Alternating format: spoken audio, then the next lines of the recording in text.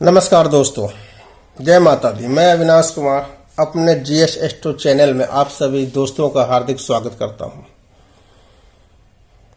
आज हम एक कालपुरुष की कुंडली लेके आए हुए हैं और आज हम लोग बात करेंगे कर्क लगन की कुंडली के बारे में कि कर्क लगन की कुंडली किस प्रकार हमारे गवर्नमेंट जॉब, हमारी सरकारी नौकरी के जॉब में कारक होते हैं। मैंने अधिकांशतः कुंडली देखी है, अधिकांशतः लोगों की कुंडली देखी, चाहे वो आईएएस में हो, चाहे आईपीएस में हो, चाहे सरकारी सेवा बैंक में हो, चाहे डिफेंस में हो। अधिकांशतः लोगों की कुंडली में मैं देखा कि कर्क लगन की कुंडली जरूर मिलती है। तो आज हम लोग इसी बारे में चर्चा करेंगे, सरकारी नौकरी में किस प्रकार कर्क लगन की कुंडली सहायता करती है दोस्तों व्यक्तियों को। तो हम लोग कैसे जानेंगे कि हमारी कुंडली कर्क लगन की कुंडली है। यदि आपकी लग्न कुंडली में, जन्म कुंडली में यदि लग्न में 4 नंबर लिखा हुआ हो, समझ जाइए कि आपकी कर्क लगन की कुंडली है। इसके स्वामी कौन होते हैं? इसके स्वामी चंद्रमा होते हैं दोस्तों। और हम लोग भली भांति जानते हैं कि किसी भी सरकारी नौकरी, गवर्नमेंट जॉब के लिए सूर्य एवं चंद्रमा दोनों में से कोई एक को बली होना आवश्यक है। यदि सूर्य या चंद्रमा दोनों में से दोनों यदि बलवान नहीं है हमारी कुंडली में, बाकी सारे ग्रह बलवान हैं, फिर भी आपको सरकारी नौकरी नहीं मिल सकती है दोस्तों। ये मैं अपने अनुभव के अनुसार कहना चाह रहा हूं। इसलिए आपकी कुंडली में यदि आप सरकारी सेवा की तरफ जाना चाहते हैं, गवर्नमेंट जॉब पाना चाहते हैं, तो सूर्य या चंद्रमा मजबूत होना ही चाहिए किसी भी हाल में। तो चलिए हम लोग जानते हैं किस प्रकार हम जाने अपनी कुंडली में कि हमारे सूर्य या चंद्रमा हमारी कुंडली में मजबूत है कि नहीं है। तो आज इसी विषय में कर्क लगन की कुंडली लेके मैं आया हूं। तो सबसे पहले हमें क्या देखना है, लग्न को देखिए आप। लग्न आपका मजबूत है या नहीं है। लग्न की डिग्री देखिए, लग्न में कौन से ग्रह बैठे हुए हैं, कौन से ग्रह की दृष्टि पड़ रही है, ये सारी चीज आपको देखना चाहिए। इसके प्रकार ही हम लोग पता कर सकते हैं कि लग्न हमारा मजबूत है कि नहीं। लग्न मजबूत होगा, लग्न से हम अपने शरीर को देखते हैं, अपने तन को देखते हैं। यदि लग्न मजबूत होगा तभी हम कुछ हासिल कर सकते हैं, अन्यथा हम नहीं कुछ कर सकते हैं। तो लग्न कैसे पता करें मजबूत है कि नहीं, इसकी डिग्री देखिए। लग्न में कौन से ग्रह, पाप ग्रह बैठे हैं कि शुभ ग्रह बैठे हैं, उन्हें देखिए। किस ग्रह की दृष्टि पड़ रही है, पाप ग्रह की दृष्टि पड़ रही है कि शुभ ग्रह की दृष्टि पड़ रही है। यदि शुभ ग्रह के साथ बैठे हुए हैं लग्न में, शुभ ग्रह की दृष्टि पड़ रही है लग्न में, तो हम कहेंगे लग्न हमारा मजबूत है। यदि पाप ग्रह लग्न में बैठा हुआ है, यदि पाप ग्रह की दृष्टि लग्न में पड़ रही, तो हम कहेंगे कि हमारा लग्न कमजोर है। तो पाप ग्रह कौन हुए?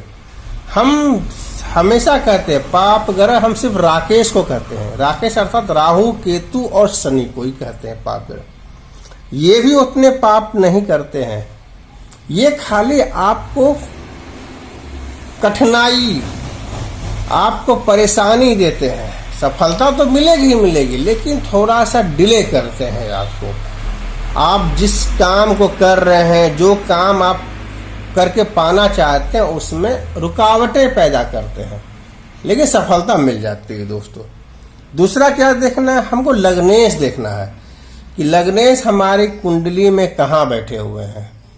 यदि कर्क लग्न की कुंडली है तो उसके लग्नेश कौन हो गए? चंद्रमा हो गए।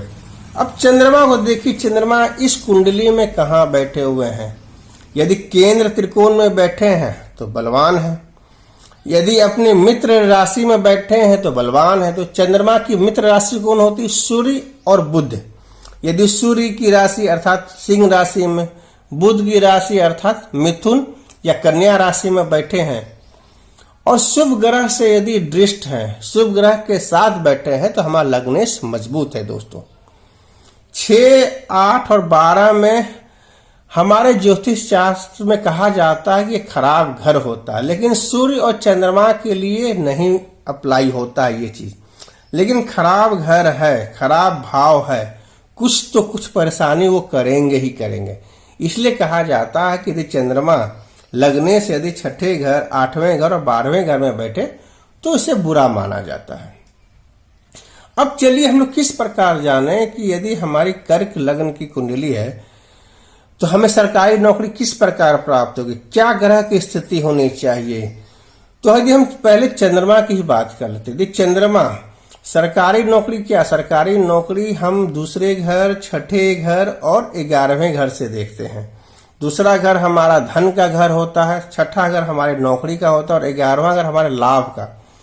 अर्थात हम जो कार्य करेंगे, जिससे कमाएंगे, वो ये घर इनकम का घर कहलाता है। जो कमाएंगे और जो बचाएंगे वो दूसरा घर कहलाता है।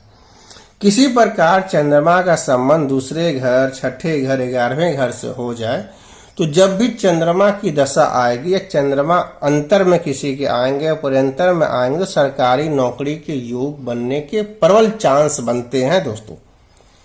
यदि चंद्रमा हमारे मान ली धन भाव में बैठे हुए हैं तो ये दूसरे के तो फल देंगे, प्लस अपने मित्र राशि सिंह राशि में बैठे हुए, सिंह के जो स्वामी सूर्य होते हैं, चंद्रमा उनको मित्र मानता है, सूर्य भी उनको मित्र मानता है। और यदि ये अपनी 7वीं दृष्टि से चंद्रमा यहाँ देखें, यदि यहाँ पर गुरु बैठे हुए हैं मान लीजिए, तो चंद्रमा 7वीं दृष्टि से गुरु को देख रहे हैं। गुरु किनके स्वामी हैं? गुरु देखिएगा षष्ठेश है और आपको भाग्येश भी हैं गुरु। इस प्रकार चंद्रमा का संबंध दूसरे घर में बैठे हुए हैं और छठे घर से इनका संबंध बन जा रहा है। और ये 8वां घर, ये क्या बताता है दोस्तों? ये हमारे बताता है समुद्री यात्रा बताता है, ये जमीन से नीचे जुड़ी हुई चीजें को बताता है, ये हमारे इंश्योरेंस को बताता है, ये हमारे प्रोविडेंट फंड को बताता है, ये हमारे मतलब आकस्मिक जो धन प्राप्त होती उसके बारे में बताता है। तो ऐसे व्यक्ति की जब दशा आएगी, यदि चंद्रमा हमारे यहाँ बैठे हुए हैं, गुरु यदि यहाँ बैठे हुए हैं, चंद्रमा अपनी 7वीं दृष्टि से गुरु को देख रहे हैं, तो इस प्रकार चंद्रमा का जो पीरियड आएगा दशा या अंतर में, यदि वो जमीन से रिलेटेड चीज, जमीन के नीचे रिलेटेड चीज में यदि प्रयास करेंगे नौकरी पाने का, तो इन्हें अवश्य सफलता मिलेगी दोस्तों।